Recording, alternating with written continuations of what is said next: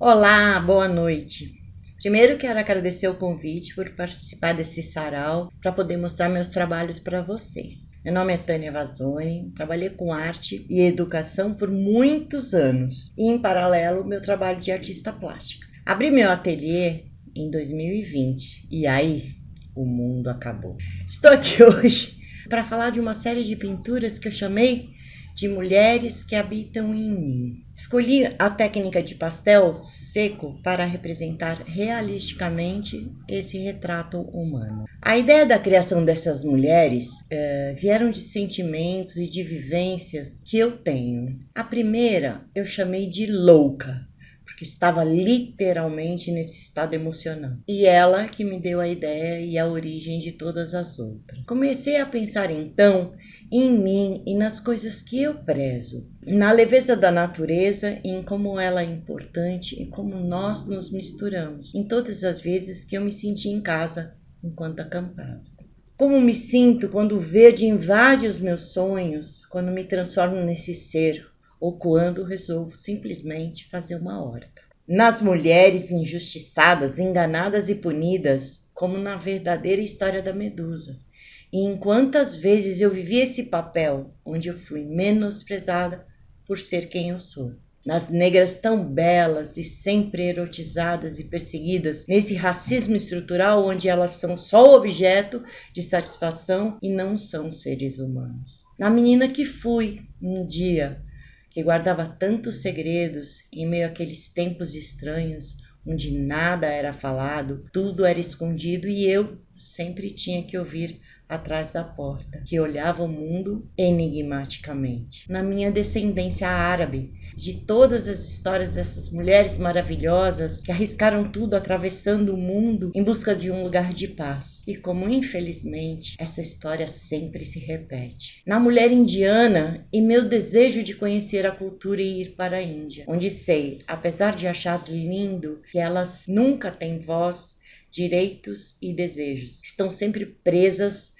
naquele lugar e classe onde nasceram. Nos povos originários, sofridos, expulsos de suas terras, de sua cultura, de sua religião, que estão há 500 anos lutando para simplesmente sobreviver sendo quem são. Nas mulheres andinas e sua dura vida, sem recursos, sem médicos, tendo que viver da terra, do artesanato e da sua própria força e resiliência. Tive o privilégio de presenciar em uma das minhas viagens dos sonhos toda essa luta. Nas que sofrem e adoecem em busca de um padrão estético inalcançável, imposto por homens que nunca mesmo tem que viver essa batalha constante com a balança, onde estamos bem o suficiente como nós mesmas.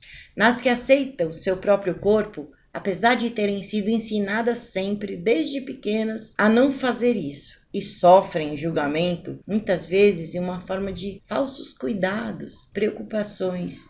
Isso não é saudável. Na falsa doçura das culturas orientais, onde nós, ocidentais, esquecemos do que era o significado real das geishas e por que elas tiveram que seguir esse caminho.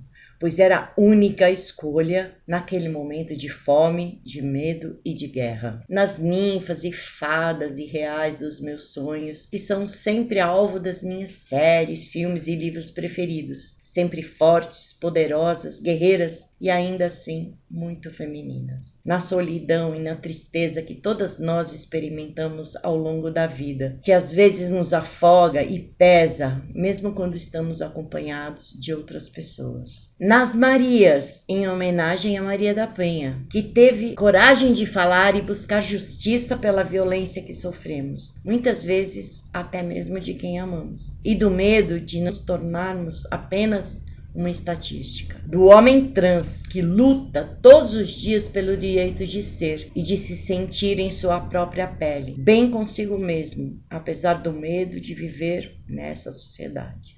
Na velhice, que a meu ver pode ser um sinônimo de esperteza e sensualidade, de conhecimento e de verdade. No estigma da idade, sempre triste, solitária, doente e infeliz. apenas esperando seu próprio fim. No conhecimento e na plenitude, no viver bem com suas próprias rugas e respeitá-las. E finalmente se encontrar depois de ter tanto vivido. Estas são as mulheres que habitam em mim e que são todas nós. Esses são meus contatos para quem quiser conhecer meus outros trabalhos. Tânia Vazoni, artista plástica no Instagram. Obrigada, um beijo e boa noite.